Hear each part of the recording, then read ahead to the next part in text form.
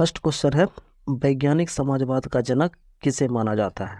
ठीक है, ऑप्शन है सेंट साइमन को, चार्ल्स फुरिये को, लुई ब्लॉक को या फिर कार्ल मार्क्स को। तो इसका राइट ऑप्शन क्या होगा? इसका राइट ऑप्शन हो जाएगा ऑप्शन नंबर डी।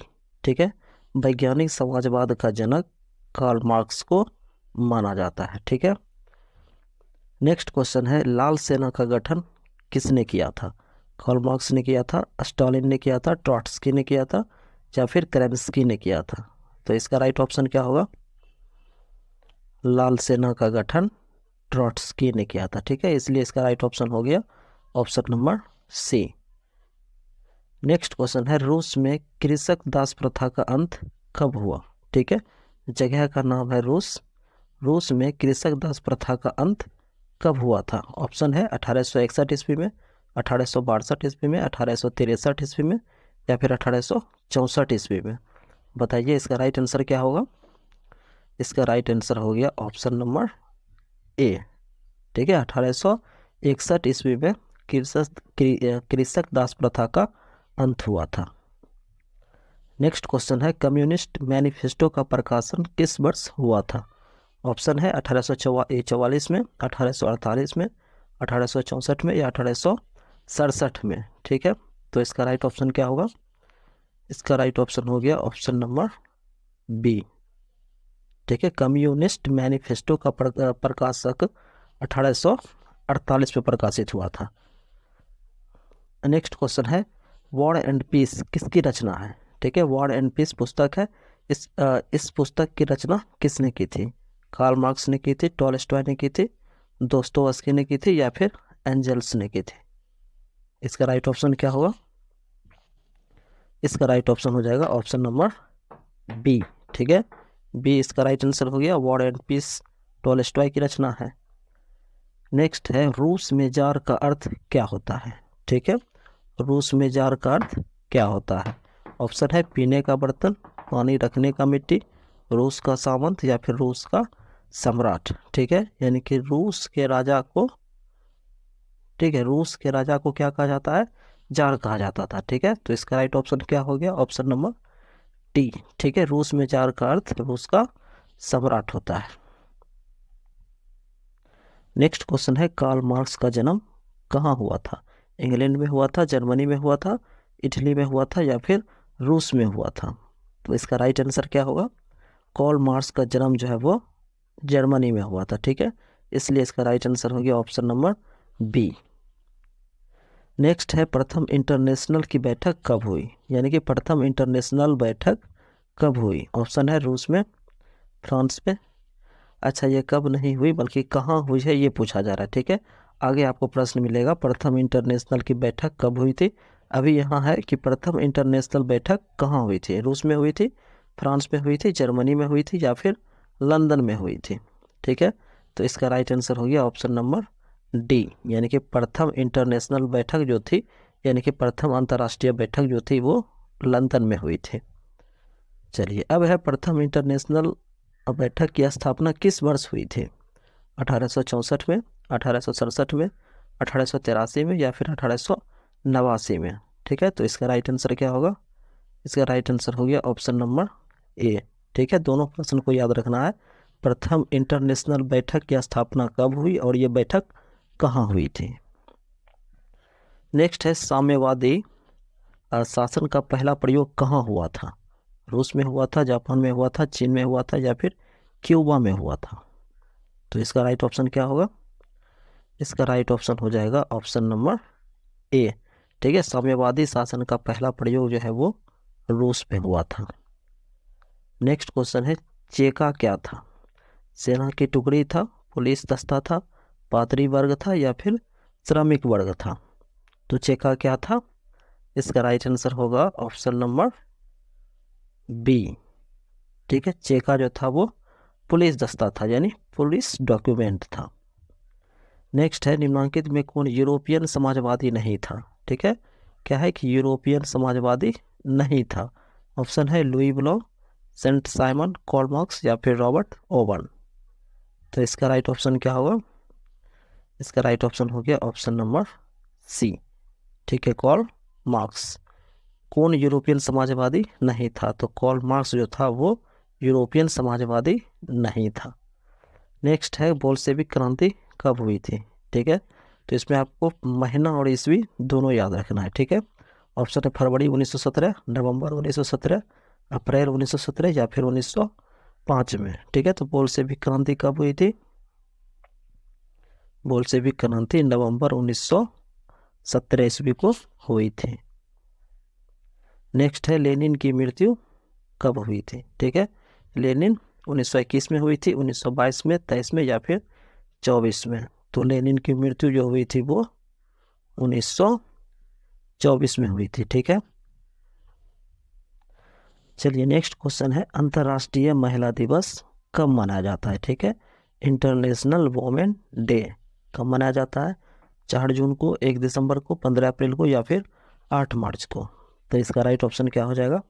अंतर्राष्ट्रीय महिला दिवस जो है वो 8 मार्च को मनाया जाता है। ठीक है, 8 मार्च को अंतर्राष्ट्रीय महिला दिवस मनाया जाता है। ठीक है, ये बात याद रखना है। नेक्स्ट क्वेश्चन है ब्रेस्ट लिटोवस्क की संधि किन देशों के बीच हुई थी? ठीक है, ये संधि का नाम याद रखना है। ब्रेस्ट लिटोवस्क की संधि किन देशों के बीच हुई थी? ऑप्शन है रूस और इटली, रूस और फ्रांस, रूस और इंग्लैंड, रूस और जर्मनी। ठीक है, तो इसका राइट ऑप्शन क्या होगा?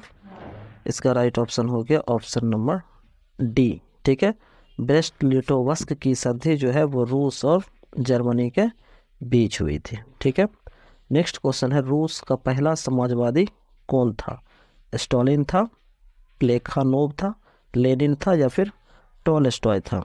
तो इसका राइट ऑप्शन क्या होगा? रूस का पहला समाजवादी जो था वो प्लेखानोव था। ठीक है, इसलिए इसका राइट ऑप्शन हो गया ऑप्शन नंबर बी। नेक्स्ट है कार्ल मार्क्स का जन्म किस वर्ष हुआ था?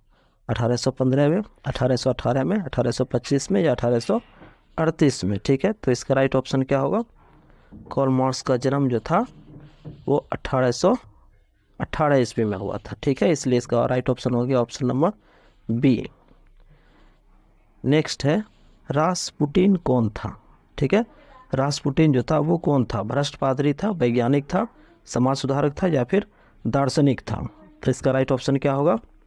इसका राइट ऑप्शन हो गया ऑप्शन नंबर ए।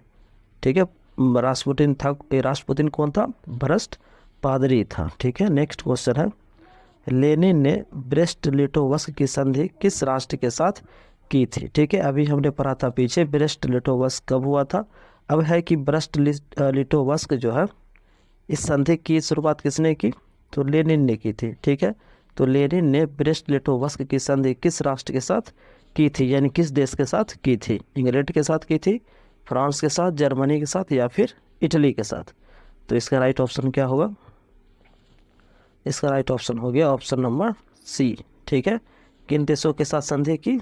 तो जर्मनी के साथ। ठीक है, नेक्स्ट क्वेश्चन है